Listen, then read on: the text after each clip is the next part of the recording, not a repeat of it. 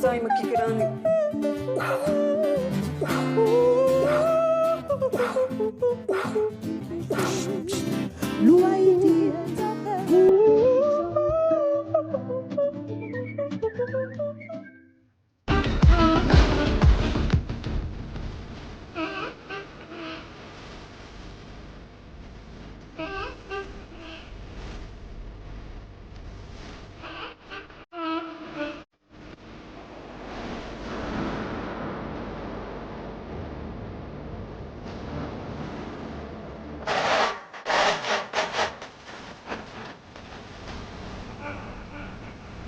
Yep, you guessed it. That is Clint's girlfriend breaking up with him. Welcome back.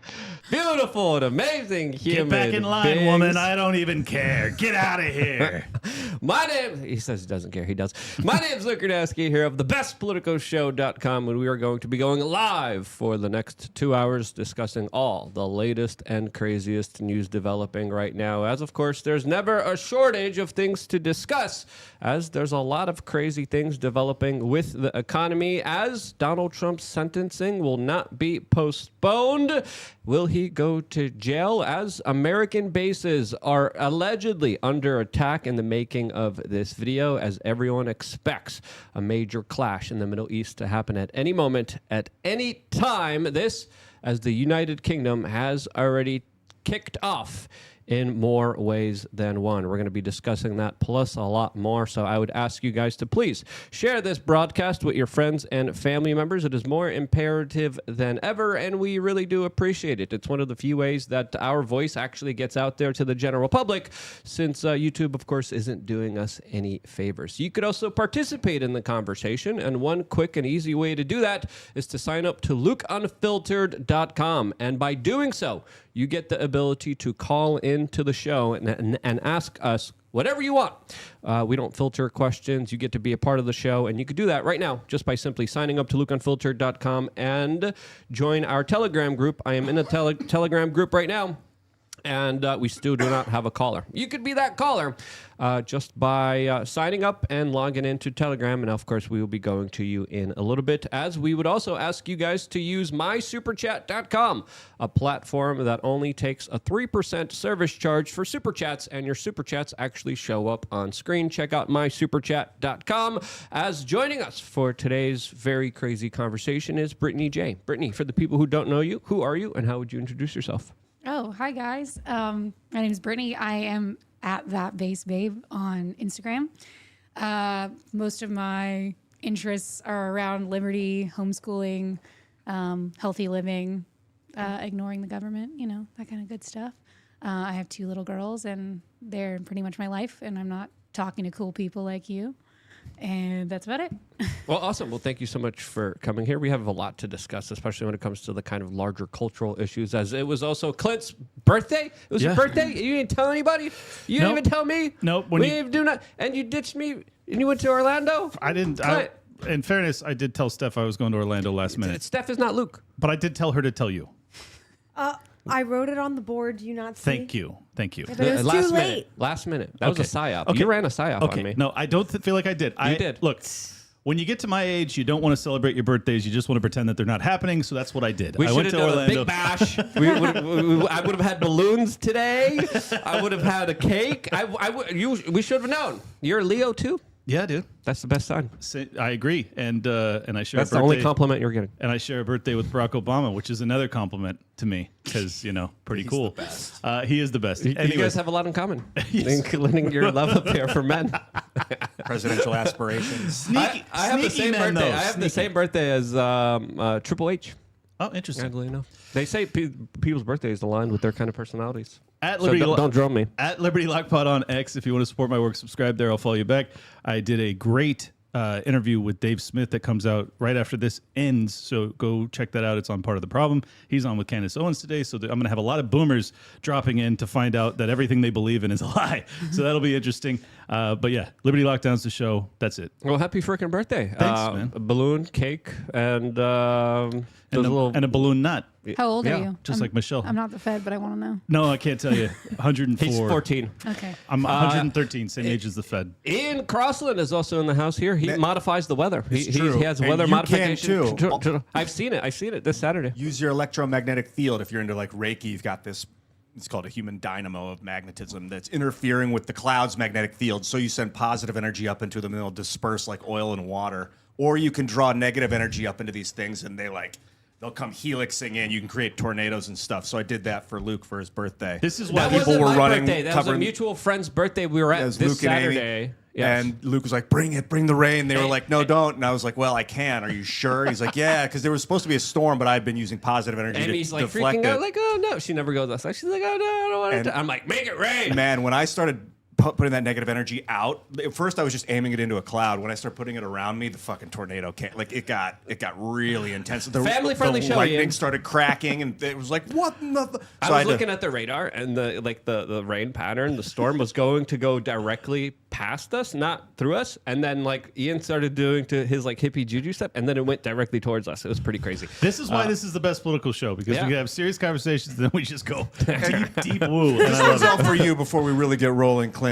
Don't worry about how many years tick by, because genetic age and solar Yeah, age are that's right. different. Thank Your you. genes are getting healthier. Thank you, Ian. Yeah, man. Thank you. But in dog age, you're not looking very good. So. If I was a dog, I'd be long deceased. Steph, do you have weather modification abilities like Ian? Oh my God. Let's not go into that. Hi, everyone. This is Steph. We are Change. I'm super excited to push the buttons. She does, by the way. That's a Steph yes, by the way.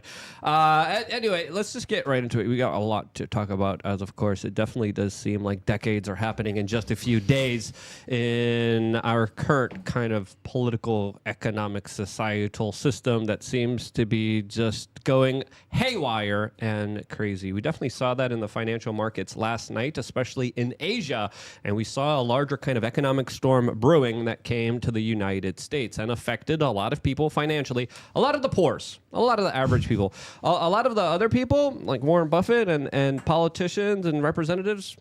A lot of them got out of the market, but you guys got screwed. As, of course, Robinhood even just halted 24-hour trading due to market volatility. Meaning, holy crap, what the hell was going on? As we saw losses as big as we saw in 2022, the S&P 500 and NASDAQ had their biggest one-day falls since 2022. And things are not looking good, as of course what happened in Asia came to the United States. A lot of markets are crashing, a lot of stocks are down. What's really going on here? As of course we've been telling you guys that this has been going to be something that is going to be a reality for a very long time. Is this the big one? Is this the big recession? Is this the big hit? I don't know. What do you guys think? Do you guys want me to get wonky with it? Yeah, Please get do. wonky. Okay. Yeah. Okay. So there's Get Ian with it. There's something called no, that's woo woo. I'm going wonk. So there's something called the yen carry trade, and what it means is that investors would borrow against the yen to the tune of trillions of yen, and then they would take that capital and they would invest it into either other currencies through the FX market, which is the currency trading market, or other assets that were dollar denominated usually. The reason they did this is because the Bank of Japan kept interest rates at the 0%. I actually took it negative briefly. So it's been basically zero or less to borrow money from Japan for over 15 years. Total insanity to do that. But what the rest of the world market did was they saw an opportunity. It's called an arbitrage opportunity, where you borrow low and then you invest it to get a return that's higher than what you borrowed for. Well, if you're borrowing at zero, it ain't hard to beat that, right? Well, here's the issue. The Bank of Japan last Wednesday decided to finally, after 15 years, hike their Fed funds rate. It's not called that, but it's just to put it in American parlance, that's what they did. And they hiked it from zero all the way up to 0.25%, which is basically nothing, right? But because this trade was so over leveraged, just that little move was enough to drive the yen up by 7.5% over the US dollar, and ultimately create a cascading crisis across all global markets. So that's what happened. So conspiracy theory, was that like on purpose? Were they like waiting for the right time to change their... I don't buy that personally, but I mean certainly there are players that are involved that had advance warning and notice. And I think that Warren Buffett is one of those guys that would certainly have that type of insider information. And the fact that he went to cash to the tune of $250 billion over the past month tells me he definitely knew something was going to happen. Oh, that's shady. Yeah. Warren Buffett now is holding $277 billion in cash. He sold off 50% of his Apple stock. We reported to you that last week, and we were like, that's kind of suspicious. And he definitely made off pretty good, as of course he could buy back those stocks at a discount right now. And that's one individual that we know about. Now imagine all the other people behind the scenes, the politicians, the senators. I bet Nancy Pelosi probably lost $0. I bet she probably leveraged it into Lockheed Martin. That also is a stock that actually performed pretty well today compared to all the other stocks, as a lot of people are saying, there's going to be a bigger conflict in the Middle East, and people are betting that Lockheed Martin is going to be staying in business for the foreseeable future. And Probably so. Let me just add to that point, because that's the other point that I detailed on my Twitter this morning, is that there was the secret strike that happened inside of Tehran, which is the capital of Iran, that happened last week, took out the leader of Hamas. It wasn't a strike. It was an assassination with not a missile. It was an explosive device that was planted in like a guest room. Yeah, months in advance, which one is of crazy. the head leaders of Hamas, who was leading the peace negotiations, was staying. Exactly. And then it was remotely detonated. So it was a sophisticated device, not a... Yeah, super advanced. But regardless, it's an assassination that happened inside the capital of Iran. That is a sovereign country that Israel should not be doing that. They did. Iran has now declared quite loudly that they intend to strike Israel in a very vicious fashion at some point this week. Some people expect it to happen tonight, but it could be at any point over the next week. So the concern here is obviously the elephant in the room is that the U.S. military will then be called upon by the IDF to supplement and potentially go to a hot war against Iran. If that happens, it's well known that Iran's number one, like the first line of defense that they do, is they shut off the Strait of Hormuz.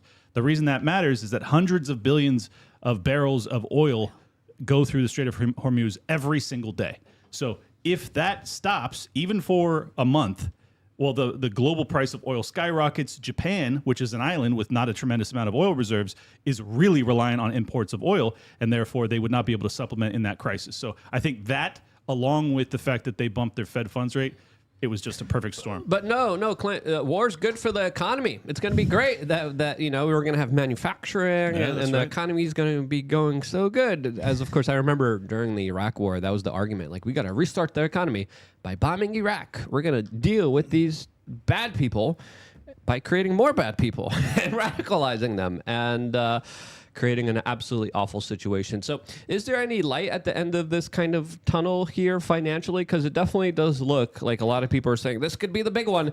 And again, we're due for a big one. A big financial correction needs to happen. And it hasn't been happening in a long time. We haven't been following the kind of ebbs and flows of the economy. It's just been up and up and up and up. This is a little kind of dip here compared to all the kind of progress that we made here. But comparatively, this is still nothing to all the other kind of inflationary pressures that we feel from the U.S. Federal Reserve banking system. Well, this will upset my libertarian brethren, but here's the reality. The Federal Reserve, the meeting that they have, there's expected to have an emergency meeting because this is such a crisis.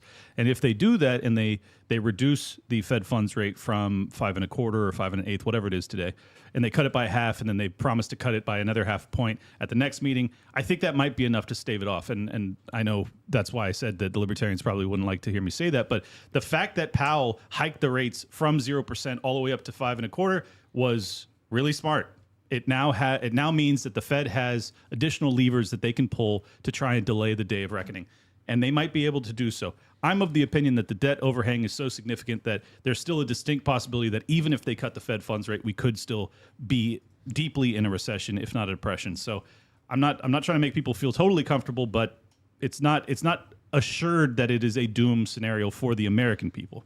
I'm curious, just based on what we were talking about, you saying that like that bomb that exploded, the leader of Hamas is in Tehran, right? Yep. So I think most people who don't want to see like all out warfare would be like, that's a good strategy. Like, take out the one bad guy that's like in charge of all of it. But we're seeing that has like a massive consequence, even just that, right? Yeah. It's going to have a massive consequence. And let me just add too, that he was not like their lead general. He was their lead diplomat. So Oh fuck. yeah. Family-friendly show here. So, I mean, yes, I'm sure he had some involvement with their planning and intel and things like that. But the reality was he was the guy that was supposed to be at the negotiating table to work towards peace. So when you eliminate him, you're basically sending the signal, we are not interested in peace. And that is what spiraled Turkey and a whole bunch of other Arab and Muslim nations into being much more angry with Israel, because it was signaling that they have no intention of seeking peace and that it's going to be a full conquest. I'm looking at the you were mentioning the Strait of Hormuz, Yep. the Gulf of Oman, the Persian Gulf. This is the reason why the United States wants to take over that country, is because they are controlling the seaway from Iraq into the Indian Ocean. It's up to Iran. If Iran wants to say you can't get your Iraqi oil into the ocean, you got to go into the Mediterranean and then ship it around through the. It's a huge cost burden that they could apply to have to reorient all of that oil that comes out of the Middle East into these different shipping lanes. Absolutely catastrophic for the global economy. Why they took Kuwait in the 80s and 90s, the Americans, because that's their oil port, basically. They'd siphon all that Iraqi oil into Kuwait, then down into the Persian Gulf, and then through the Strait of Hormuz into the Gulf of Oman, then into the Indian Ocean. Yeah, if you look at most wars, they're fought along trading routes. And pipelines. That's a huge kind of issue, especially when it comes to resources, especially when it comes to the global economy. As there's some sociopaths that are literally like, yeah, we need war for money, and they don't understand the larger kind of consequences of all of this. And this kind of also boils down to the larger tension between Iran and Saudi Arabia. We're going to be talking about Iran in just a little bit, but staying still here on course, we are $35.1 trillion in debt. Dude, This, that to point me, one happened over the weekend. It Yep. was 35 the last time we recorded. Yep. And it's absolutely astronomical, and it's absolutely insane. It's absolutely crazy. Ian, how's your graphene stocks doing? They're all up. I don't know. I got to look into it. Don't look today. Don't Ian. look. I promise you today is not going to be pretty. I don't invest in graphene, I'll be honest. I'm invested in Tesla, the Tesla company. That's doing pretty well. I just care I don't about think so. I think it graphene. went down. Pretty sure it went down. Yeah, it Go did, check but your not as stocks. much as a lot of the other ones. Yeah, no, I'm sure it's up since you bought it. But today I would just encourage everyone not to look at their portfolio. Ethereum, Bitcoin, all of it down dramatically, which is kind of interesting since, Donald Trump was actually openly talking about implementing it into the U.S. economy, into the Treasury. And for it to be hit with the economy the way that it all kind of correlates together is really kind of not surprising to a lot of people who have been kind of paying attention to the kind of tie-in between both of them. Yeah. My stocks gained. I got up. Well, congrats. Are you in Lockheed Martin, Steph? No. Are you investing She's into in the military Boeing? industrial No, complex? no. You're in Northrop You're in Grumman, Raytheon? Steph? No, you know You're what? in Look, Raytheon? I didn't have any until Tobuscus was like, get this. And I was like, all right. What Well, is- that what, worked. Lockheed? So, What you is know. it? What is it? I don't know. You gotta Is it gotta Palantir? be in. I can't say. You're not going to tell us? No. How did What is Palantir this? do over the last? That's down. Let me explain also the reason that all of the assets went down. When you have a trading mechanism that is predicated off of an asset class that basically creates a liquidity crisis, it just means that you need cash. You need cash to cover. What was happening is that as they're doing the yen carry trade, it's essentially a short position on the yen. So when a short unwinds, just as you saw with GameStop, you have to buy the stock itself. So what happens is basically people have to come out of that trade and they have to buy the yen to get out of that trade. But the yen is now going up in value. So they take these losses. What it means is that you have to have the cash to do so, to buy this other currency, just as you would have to have the liquidity to buy GameStop as the price was rising and you want to get out of you want to exit your short position. If you don't have enough cash, you have to sell other assets that are performing. So what do you sell? Well, you sell everything. If you're really upside down and you really need liquidity, you just sell everything. So that's why you've seen a total bloodbath across the market, is that billions and billions of dollars of liquidity was necessary and people went to go get it. Yep. Well, a lot of people are trying to paint what happened today as a problem created by this current administration. But as we've noted to you here, the Republicans also spent a lot of money as well. But there's a lot of viral memes and clips like this going around today, showing Kamala Harris busting a move down here with the stocks behind her, all dipped, of course, very red here. But she's the vice president. She's not the president of the United States. So I don't know if that kind of criticism will stick, as Donald Trump has a new campaign ad against Kamala Crash, who he is directly pinpointing to blame for a lot of the larger American financial instabilities. Here's the clip. Let's see if it's going to motivate people at the voting booths. Here we go. Look at them go down. What some would call history in the making. Scary. Don't say We that. have never been down 1,000 points ever, not even intraday on the NASDAQ. Bidenomics is working. It's working. The stock market just taking a big old nosedive this morning. Dow Jones is down about 1,010 points. That is called Bidenomics. The Dow fell more than 600 points Friday on a weaker than expected jobs report. 5%. Meta, 6%. Amazon, 6%. Apple, 9% down. Bidenomics is working. Fears of a recession began after Friday's disappointing July jobs report. Bidenomics is working. A rise like that is historically a sign that a recession is imminent. This is Bidenomics. What you're seeing right now in the stock market is what Americans have been feeling for the last 3 years. It's just a manifestation of it right now. All that is called Bidenomics. Yeah, I don't know if that criticism is going to stick, since of course a lot of the blame will be put on Joe Biden, not on her. But let's just be honest: if she becomes the next president of the United States, which some polls are suggesting that she will, she's going to absolutely wreck the economy pretty severely. What do you guys think? That was really solid marketing. Yeah, the economy's like spiraling no matter who's in charge. Maybe you could. I mean, we need an infrastructure redux. Like we really need a new fuel system. Petroleum's not enough, so we need hydrogen fuel. But a big retrofit could do it. But like you said, the Japanese triggered this. Was it them? Was it the bankers that are in that It's own Kamala. Japan? You didn't see the commercial? It's Kamala that's responsible for all of this. Kamalanomics. Trump kept taking watch the commercial. It's a Kamala crash. He kept saying, "I because of me, we had the best economy." It's like, dude, you had a super inflated economy that you were governing over. He didn't do a great you gave thing. everyone $2,000 checks. And listen, I like the guy. I'm going to be supporting the guy. Yeah. But his his record on the economy isn't the best. I criticize people I like because I like them oftentimes, and I owe that to them. And this is like, just because the economy was going up, inflate, all your stocks were 20% more, doesn't mean it was a good economy. Yeah. It was just hyperinflating. Yeah, it's a fiat boom, but the bust inevitably comes, and the boom began under Trump. It actually began long before that.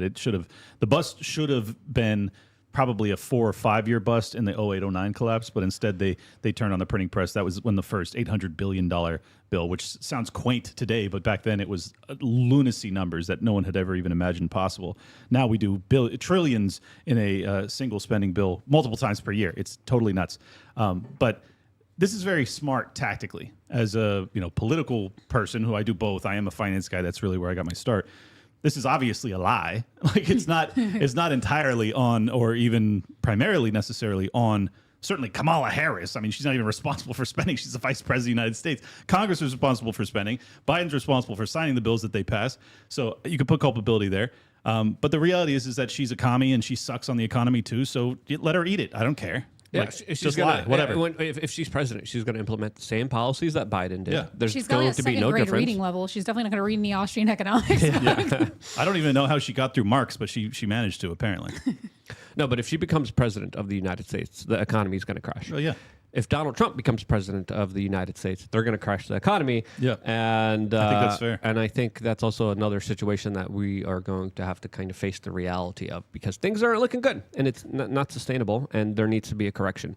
And it's going to get bad regardless of who becomes president of the United States. Well, I would not put the culpability for the Japan situation on the Biden administration really at all. But it is a product of competing central banks. So because the Fed hiked rates very aggressively, that started to put downward pressure on the yen. It forced the Bank of Japan to respond. Now, granted, the Federal Reserve should be looking out for the U.S. dollar. They shouldn't be concerned with other central banks. And Japan shouldn't have waited as long as they did. So, they own that too. But overall, it's so many people are responsible for the economic condition we're in, including the American people who don't have any idea about the economic education I'm giving you right now. They don't even know. So we're all responsible as far as I'm concerned, because we should have never allowed our government to get to this size. This is why my financial advice is to diversify into everything, because you never know what's going to happen. But more importantly, get to know your neighbors. Yes, indeed. Bring them a pie, say hi to them, and start to get to know people who are farmers in your community, so you could build relationships with them, because I think that's a currency, social relations that you could build that are going to be absolutely important for whatever kind of crazy crazy economic chaos is going to be happening in the Western world, because there is going to be chaos. And if the dollar goes, a lot of other economies are going to go too, especially in Europe, especially in the Western world. And the reason they released that ad today is because they know that the immediate reaction from people will be, well, we just got to get Joe out of here because the economy tanked under Joe. So that will still give them the opportunity to try and paint it as Kamala being this, breath of fresh air that can replace Joe, and she's not him in any way. But everybody knows that she's going to implement the same policies and make them worse, almost undoubtedly. So I think it's smart tactically. And the reality is, like, whether they blame Biden or Kamala, if the economy sucks, people are probably going to vote for the other team. Absolutely. That's how it almost always works. So that's my expectation. If they don't find a way to keep this economy afloat going into November, it's going to be real hard to reinforce that election, if you know what I'm saying. Yeah, and that's the kind of conspiracy that was happening the last kind of election cycle, that they were kind of deliberately trying to screw it over, and they can, especially with the powers that the U.S. Federal Reserve has. As, of course, there hasn't been an audit of the U.S. Federal Reserve. Donald Trump kind of hinted at it about 8 years ago that he was going to conduct an audit. We haven't had one, and I think we're long past due, but I think there's going to be some larger financial ramifications when we actually look at the balance sheet and the numbers and the secret bailouts and the trillions of dollars that are moving without our consent through this kind of larger banking system that is absolutely atrocious and, in my opinion, responsible for a lot of the pain that a lot of people are feeling in the financial markets today. Just a quick message to my Bitcoin brethren. I think that there's a distinct possibility that if the Federal Reserve does cut rates, which I expect that they will do, it's probably not going to be enough to keep this economy afloat because the debt overhang is so significant. So I would imagine that they also consider QE once again. And if they do QE again with the trillions that they've already pumped into the system over the past few years, I would see Bitcoin skyrocketing. So this is not financial advice. I'm just saying, I'm thinking a couple steps ahead here. I think that the Fed is going to have to pivot. If they pivot hard and it's still not enough, then you see congressional action. Then you see the printing press go ballistic. Your favorite noise, BTC Maxis. QE, quantitative easing. Yes. I have a question for you, because you're so much more intelligent than I am on economics. But isn't it kind of more? Does it make you feel morally complicated that you understand we need a market correction, right? Or like Luke was saying, we do obviously need it because these are hyperinflated prices. No one would disagree with that. Houses here cost like $1 million for no reason. Yep. But also acknowledging that's going to cause pain, suffering, starvation. Of course, yeah. So I don't know, how do you kind of deal with that? Yeah, as a well, person? The way I deal with it is to tell the truth. To tell everybody that's within earshot of me exactly what's happening and why and who's responsible, and ultimately that because the game is rigged, it is up to you to find a way to play it in a scenario in which it benefits you and your family and your loved ones and your community. What else can you do? You didn't create this system, so I don't feel any moral culpability as long as I'm telling everybody else what I'm doing and what I'm thinking. There's nothing secret here, The longer we postpone the kind of correction, the more hurt there will be. And we already postponed it pretty significantly, and we're only making the problem worse by printing more money out of thin air that's inflating everything. And this is why almost nobody in Gen Z owns a freaking house. Yep. It's because they delayed and kicked that can for so many years, and they just continued to inflate the real estate market, and it just drove it out of affordability for all of the young people in this country. It's absolutely terrible. This is also the reason that people aren't getting married or having kids, because they all feel poor, because they're all renting and they're paying $3,000 a month for a 2-bedroom, and they're like, well, I can't possibly consider a wedding and kids and all this. It's this is all a product of central banking. Just want to make that very clear. Yeah, but hey guys, it's going to get worse before it gets better.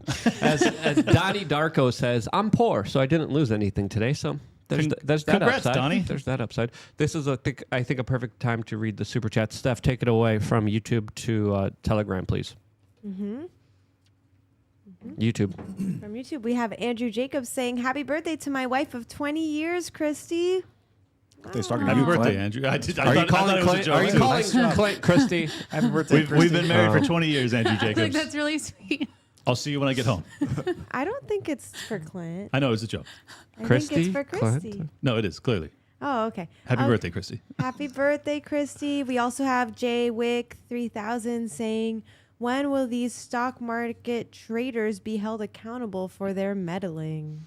I don't think it has anything to do with the stock market traders. Yeah, I don't think they're culpable like the banksters are. But anyway, keep going. Jab says, at Switzerland Play IT, tried with Clint, but was rejected. No way. Clint doesn't reject anyone. What does that mean? I don't understand. Did he make it pass at you or? Wait, Switzerland pass IT? Yeah, I don't know what any of these words. At Switzerland play IT. I don't think we're going to figure it out. Play Steph, it. keep going. We have Robin is a brat. Yo, Luke, looks like 2 missiles hit a base in Iraq today that still has U.S. troops. Yep, there's conflicting reports about U.S. troops injured that we're going to be talking about in just a little bit as well. Keep going. The redhead libertarian official saying, Clint's being humble. He spent part of his birthday weekend talking with Vivek and Dave Smith about if tariffs are America's first as a film crew recorded. Couldn't walk 3 feet without a y'all kid fanboying Clint. What's a y'all kid? YAL, Young You don't wanna Americans know, for Steph. Liberty. Yeah, It's worse than you I think. think about half of, probably 3/4 of the people that stopped to talk with me were doing it because they wanted to talk to Josie. But it was very cool. You think that tariffs are America first? That was the discussion. That was the debate that Dave Smith, Vivek, and I were having, and also how to formulate libertarian ideology in a way that was palatable to the old guard GOP, but more importantly, the GOP voting base. It's a very interesting conversation. It happened in the green room. And there was like 40 people in there. And as soon as Vivek walks in there, and he just walks right over to me, and he's standing right here, and I hop up because I'm like, attention, sir. And he starts to debate with me and Dave. And the whole room who had been talking goes dead silent. And they're all watching us have this debate. It was super surreal. It honestly, it reminded me of like Trump vibes. Like Vivek is now on that level where people, like when he's moving around, everyone's just like... Yeah, and Clint's a master debater. Keep going, Steph. We also have Fernando Xero saying, this is not financial advice. Buy the dip. That's what I did on some of the crypto that I have been DCAing into. Dollar cost averaging. Look, I think buying the dip generally is good advice, but if we are on the precipice of a major liquidity crisis and the Fed does not cut rates at this emergency meeting that they are allegedly going to have, you will see much lower prices. I just want to make that very clear. This, as of course, we also just had breaking news a couple minutes ago as the Supreme Court has now denied President Trump's request to delay his sentencing. That's going to be happening very soon. Here's the news clip from Fox News. Supreme Court now refusing to delay former President Trump's sentencing in his New York criminal trial until after the election. Trump says he did nothing wrong and plans to appeal the conviction on all 34 counts of falsifying business records.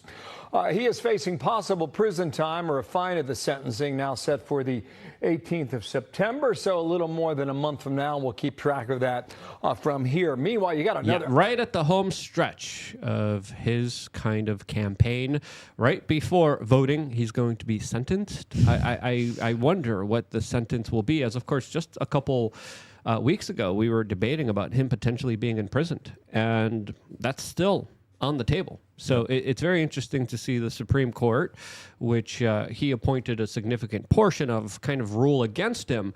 And this sentencing is going to be something very interesting, to say the least, as of course this is related to his hush money charges, and soon could potentially see the front runner in this election be behind bars. As of course, I think at this point, it would only help him in the polls. I don't know about you guys, but if they imprison him, if they overwhelmingly now try to punish him after everything he's been through, and they say, hey, we're going to fine you millions of dollars, you're going to be in jail, that right there is going to be a major rallying call for a lot of people. To me, if I'm the Democrats, I'm trying to help this guy out. I'm trying to assist him. I'm going to give him extra security. I'm giving him extra protection. I don't want to punish this guy more, because the more you try to punish him, the more he becomes kind of stronger. So this is going to be a very interesting kind of court proceeding. We are, of course, going to be reporting on it live as it's going to be developing, but this could be a pretty kind of pivotal moment for this election cycle. What do you guys think will happen? They're really dumb for making him a martyr in any way. I agree.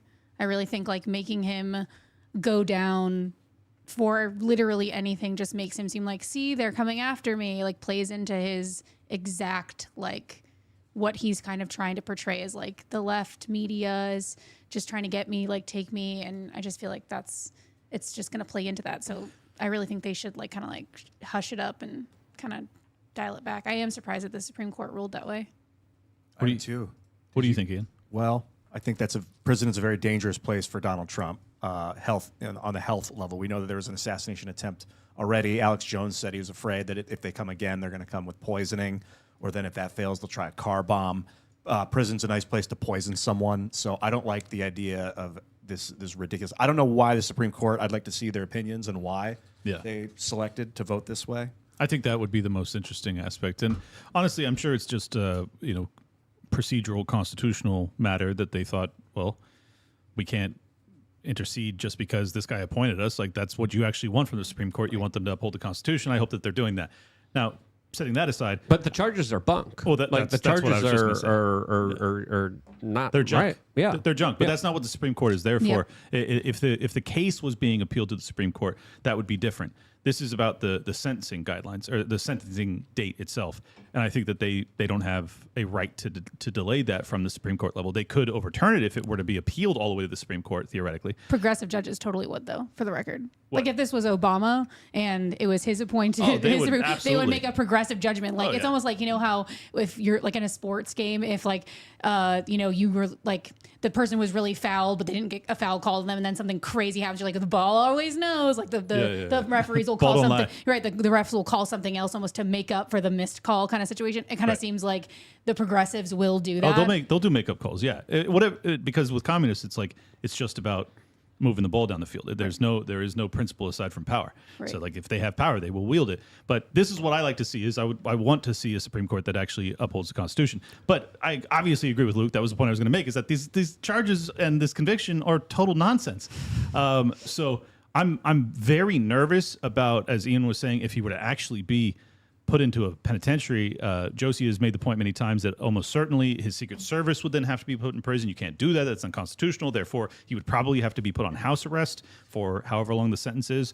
So that may keep him safe. But the reality is this country cannot handle having the front runner to be the next president of the United States and likely the next president of the United States be on house arrest or in San Quentin. It's insane. You people need to stop. This is nuts. You're going to totally tip us over. It would be Rikers Island, which is not fun to be at. Oh, that's even worse maybe than San Quentin. But yeah, there's a couple options. One, they give him a massive fine and they try to take away his money right before people vote. They could house arrest him, which prevents him from campaigning, or they could throw him in jail, which prevents him from campaigning. Either way, a lot of people are going to be looking at this and being like, yeah, that's unfair. This is crazy. These are trumped up charges. He's a convicted felon now, and he's going to be sentenced in the middle of an election. 1 month before the election? Yeah, that's absolutely crazy. But in my opinion, I think they have to give him a slap on the wrist. Yeah, because if they're strategic, if they're smart, they're like, okay, yeah, this was a great show. Like, he's a convicted felon. Here's we'll give him a fine. fine. Like, pay a little fine here. But house arrest, still on the table. Yeah. Jail, still on the table, as the Secret Service was making preparations for Trump being in jail. So that's the stuff that we were talking about weeks ago. Well, now that we know how the Secret Service acts, even on house arrest, I'm not sure that they can keep him alive. Now, I'm sure Hillary Clinton is now trying to fill out job applications for prison guard as we speak. But yeah, Secret Service, especially in a jail, especially in confined space, especially at Donald Trump's age, that right there is something that is absolutely awful and could potentially lead to just more controversy, more people screaming just how absolutely unfair the entire system is, galvanizing more voters, galvanizing more support for Donald Trump, in my opinion. Well, and just think about the optics of this. This guy, not even a month ago, like 3 weeks ago, had a bullet graze his face. And you're going to throw him in prison? And also, from the people who brought you, democracy really matters, so you can't elect a dictator. Right. We've got an unvoted on lady as our front runner, and we're going to throw the guy in jail. But we really care about democracy. And by the way, we quietly cooed the sitting president of the United States. With a fake signature on Twitter. And then just brought him back out of his cave and had him do some AI phone call to endorse her. None of this is going to sell with the percentage of the American people that are awake. Now, God willing, more than 50% of the American people are awake. I don't know. Hey, I don't know either. We only need the 25% that vote, to be fair. I wouldn't bet on the American people being kind of awake at this point with everything that we've kind of been seeing here. Yeah, it changes like the weather. Like if you think you can Well, then control the weather. Control it, Ian. Okay, I got to focus. It requires like channeling energy. You have to channel your energy. We believe in you. You and Stephanie are the energy cycle team right there. Control these people awake, Ian, please. Yes. I'm begging. Apparently, Kamala wants us all to be extra woke. I don't know if you guys saw that. Yep. No. It's on my You Twitter. could be wokerific, or I don't know what she said. I'm so jaded. I can't even fathom what it would be like to have to watch clips of her for 4 years. Just for my own sanity, America, you can't put me in the position of having to follow her as she's the president. You can't do it to me. I refuse. So don't. Thank you. We'll be in the This is my Well, plea tell to you. the people on TikTok that are doing all her dancing. That's just smart DNC tactics. Like we were talking about how the ad from the Trump team was smart. What they're doing with the youth on TikTok is brilliant. But the issue is young people don't freaking vote. So I don't think that's going to be enough, personally. Yeah, they've been really dominating social media. The Kamala team has been doing really well. And it's kind of fascinating to see her go from literally being described as one of the worst vice presidents ever to the hero that's going to save us all and save democracy by usurping the current president of the United States, taking his position, and maybe still potentially maybe being the nominee, as we're going to find out during the DNC if there's going to be some shenanigans. We're also going to have Roger Stone here. We're going to be watching the DNC live with him during Kamala's speech. Oh, that's awesome. So it's going to be great to have him here for that particular live stream that we are booking, and we are going to be, of course, watching as Clint is going to be on the ground in Chicago reporting live from the protest. Right, Clint? You're going to have Roger Stone in studio watching me get murdered? Yes. That's terrible. Well, not murdered, but, beat. Mostly peacefully attacked. beaten. Yeah, so we'll be totally fine. It's going to be a Black Lives Matter kind of situation. Yeah, it'll be mostly peaceful. Don't worry, Clint. Don't you guys remember? He said he wanted to be a part of it when we tased Clint. That's true. He did. Yeah. Clint lives matter, as they say.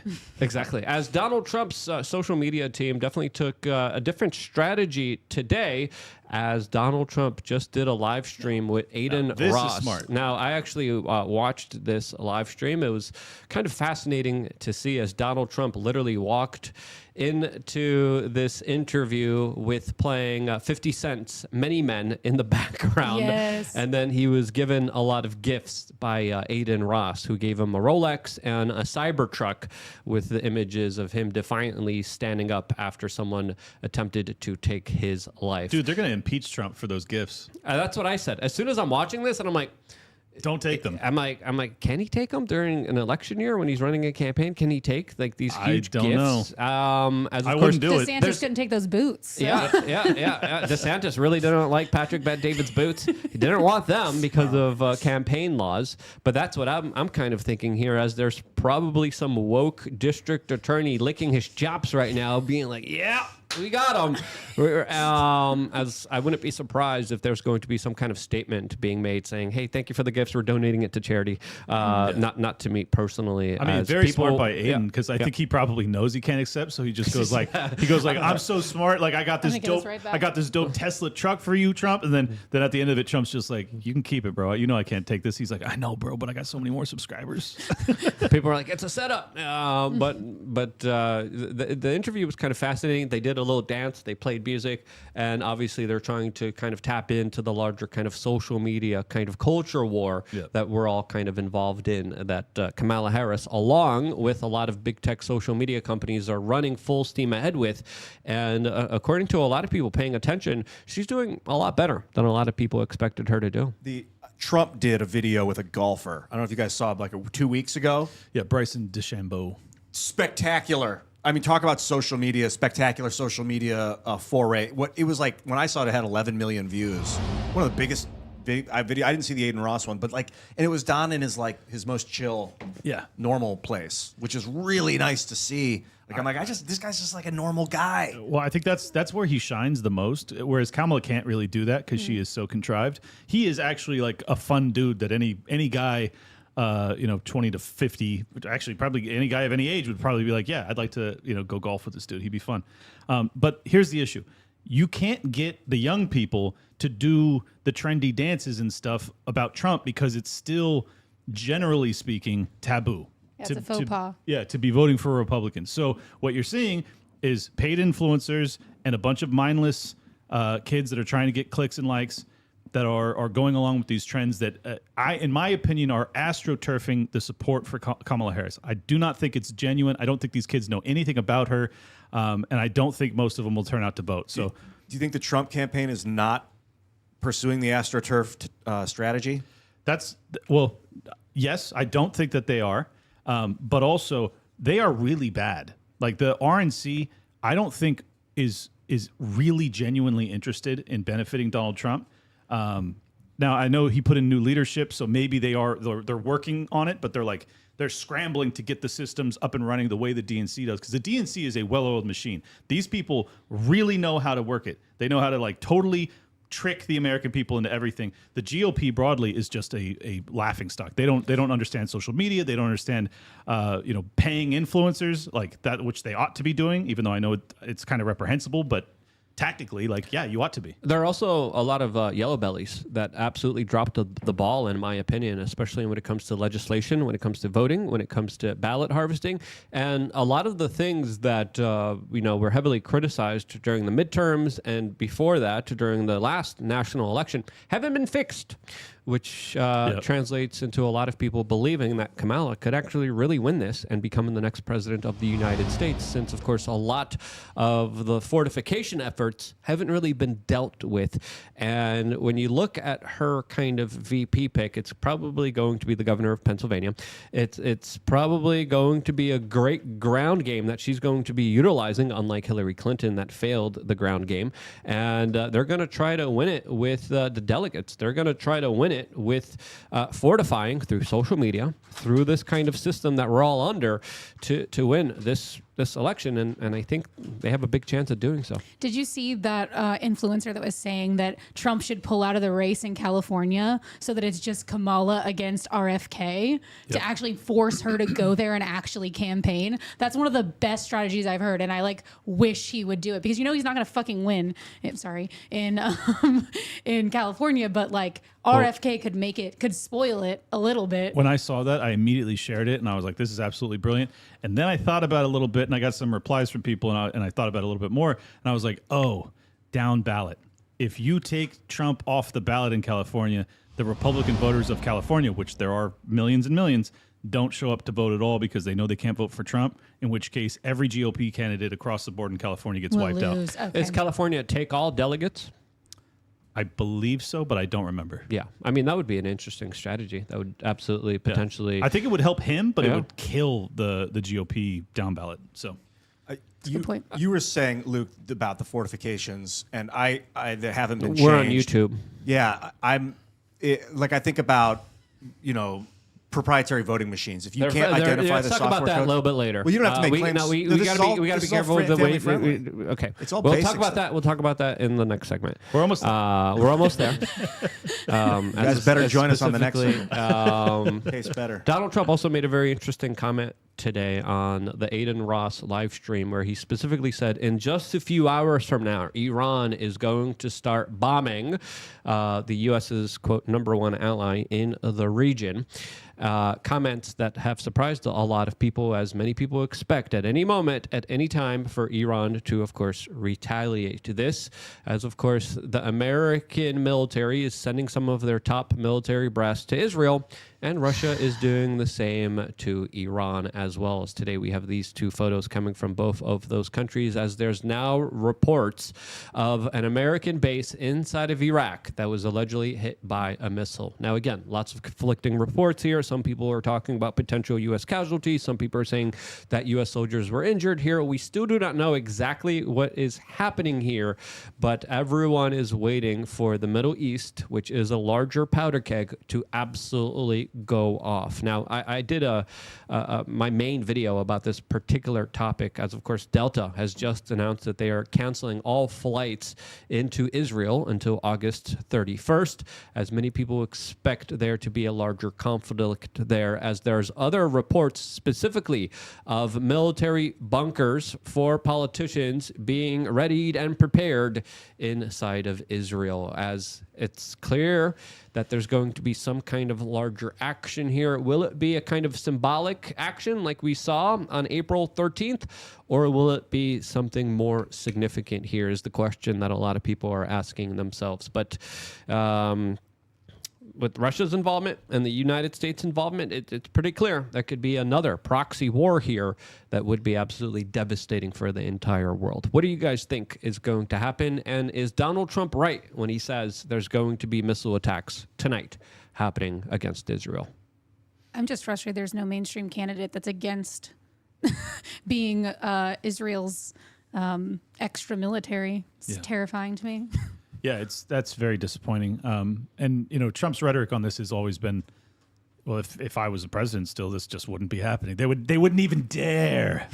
And it's like, that's not really the message I'm looking for, man. I understand it sells well with the more pro-war GOP base, which still does exist, as well as the Israel supporters, but his supporters are saying that if he was president of the United States, that this situation would have never happened in the first place. I know, and that could mean also significant pressure towards Benjamin Netanyahu, who of course he had previous disagreements with. Yeah, look, if he wants to take a more hardline approach in negotiating with Netanyahu, that would be a breath of fresh air. That's not what he's signaling when he makes these kind of braggadocious, over the top comments. I don't know. This is the thing about Trump.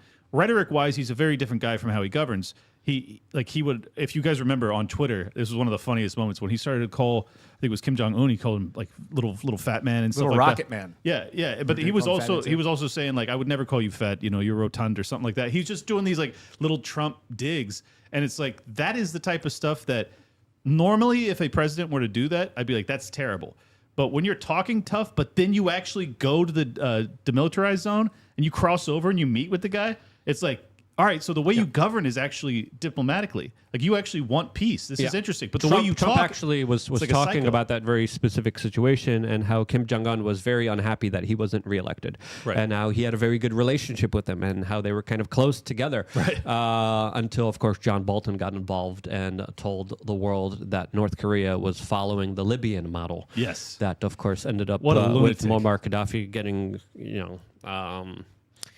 shish kebabbed live on national television, literally. Well, which is why, broadly speaking, I think that Trump, diplomatically and foreign relations wise, would be preferable to the current regime because it's not really Biden and it's certainly not Kamala Harris. It is Anthony Blinken, it is Victoria Nuland, it is like the old guard, neoconservative, neo-progressive agenda writ large by the unelected bureaucracy that we have no control over. So I would like to see Trump back in there just because I think that he is more interested in peace. Whether or not he's capable of delivering that in this current paradigm, I don't know. But I am pretty confident that the current regime cannot, and they are not interested in peace, and that's the most dangerous part.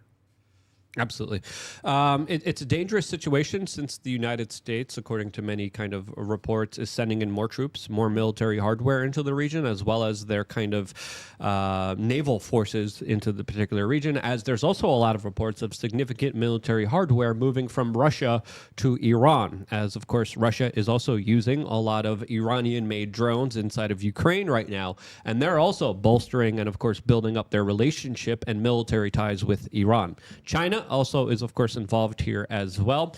And truly, we are seeing a clash between the East and the West. And it's a pretty significant one that could pop off at any moment, at any time.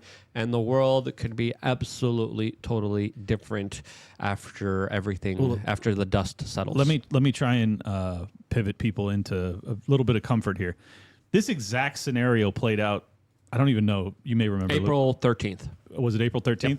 Yep. Where Iran telegraphed this counterstrike in such a over-the-top way, and then they send 300 slow-moving drones thousands of miles to get to, or I don't know how many miles, a long way. They literally put them in there. They're like, we're going to launch drones this time. They're going to be in the air here, and you guys could shoot them down. Yeah. And they told the United States behind closed doors, like, hey, we're going to be launching this many drones. They're going to be up here.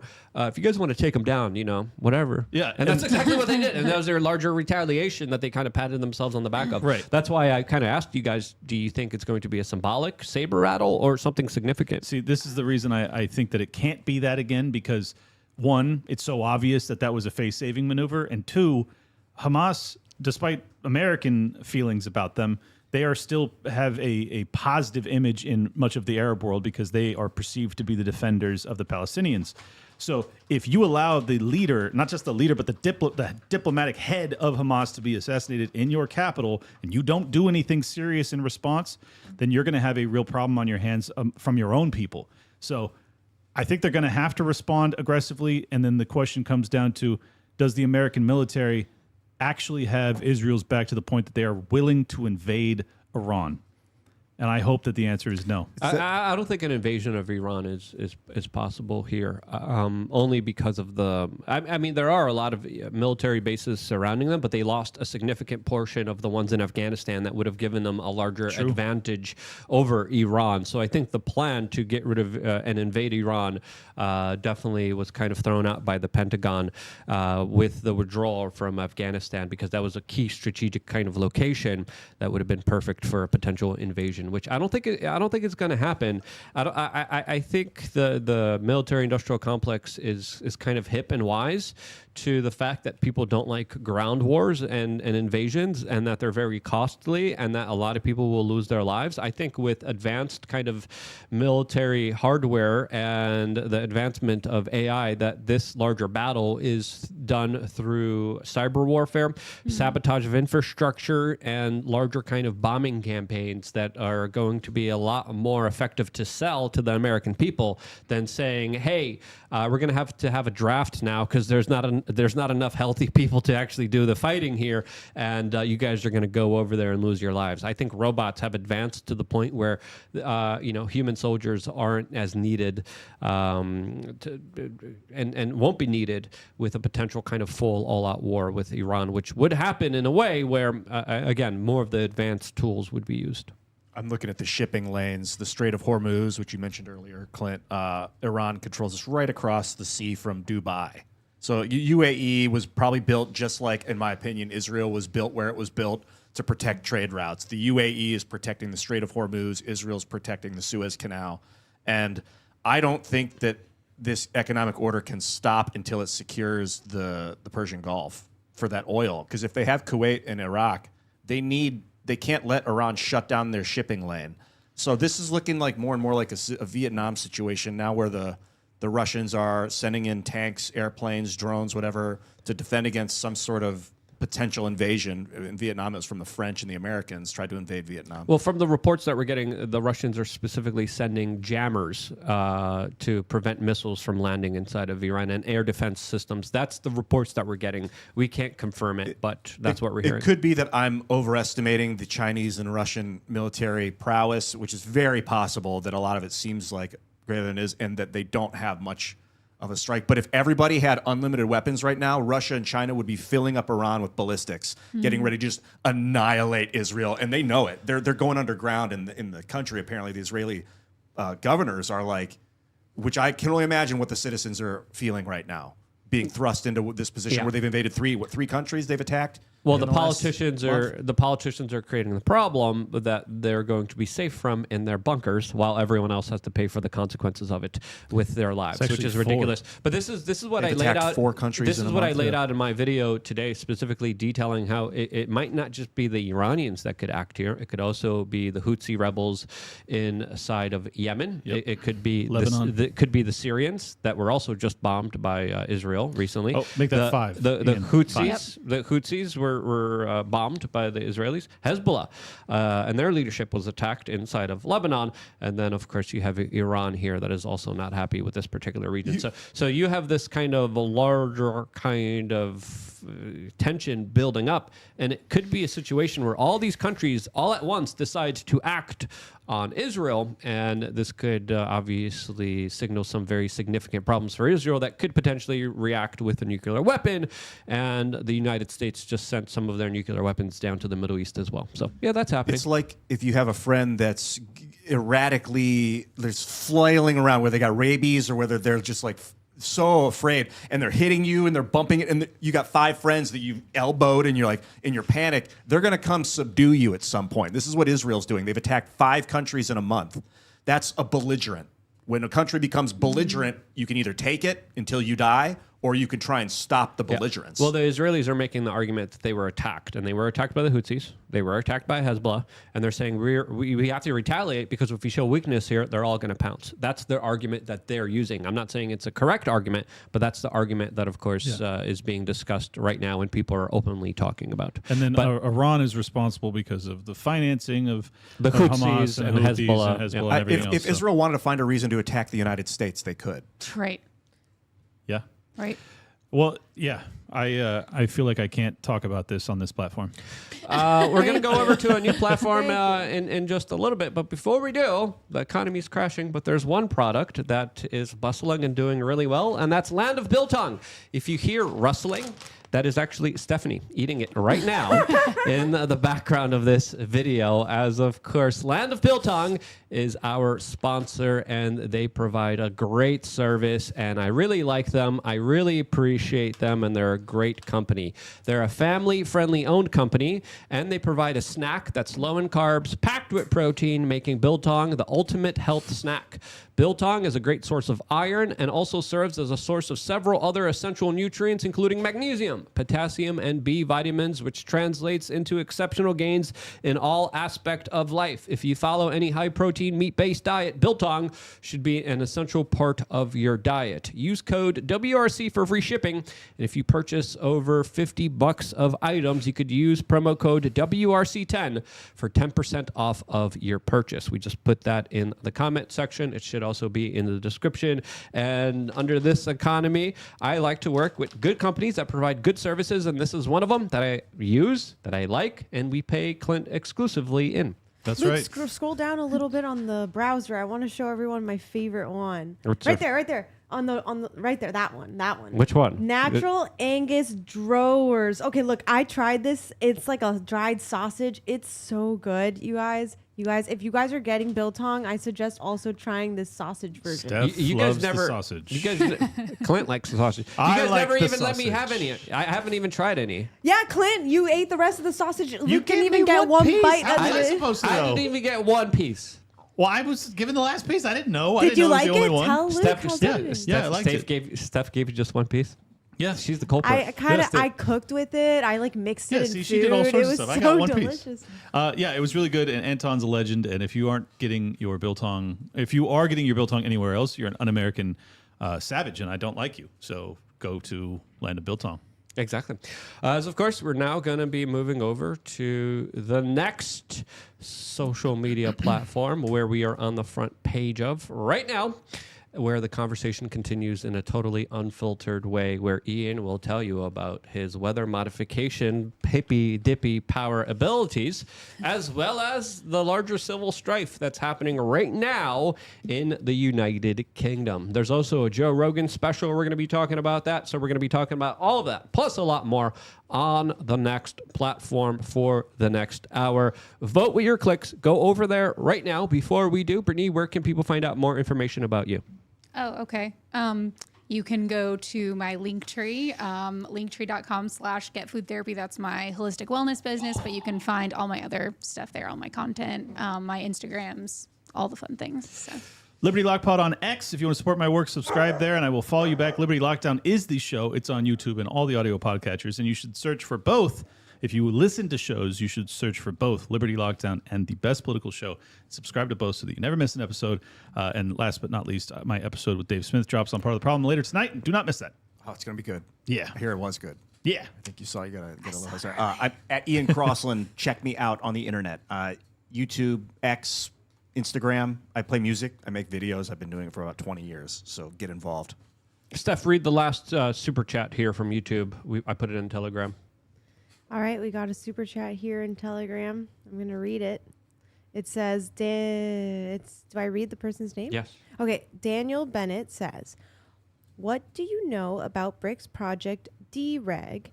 It starts fourth quarter. Is it the separation of the two systems? I've only heard it mentioned in passing. We'll answer that question later. Steph, where can people find you?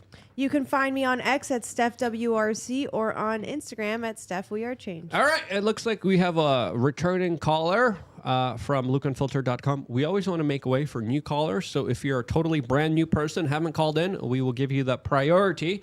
As of course, if no one new pops in, we already have a caller from lukeunfiltered.com as the conversation now continues on the next platform. See you guys over there as we have a very